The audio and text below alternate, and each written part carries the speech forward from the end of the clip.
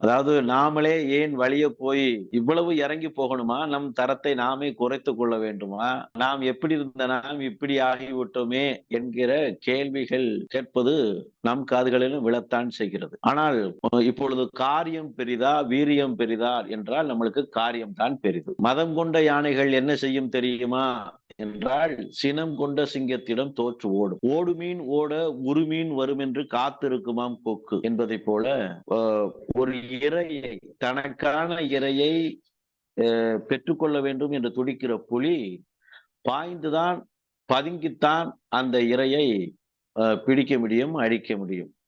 அதை போல்தான் இப்பொழுது நம்மளுக்கு களம், ஒரு இக்கட்டான களம். இயக்கம் இரண்டாக மூன்றாக பிளந்து கிடக்கிறது. அண்ணா திராவிட முன்னேற்ற கழகம் முன்பிருந்த பலத்தோடு இப்பொழுது இல்லை. பழனிசாமியால் பலகீனப்படுத்தப்பட்டு இருக்கிறது.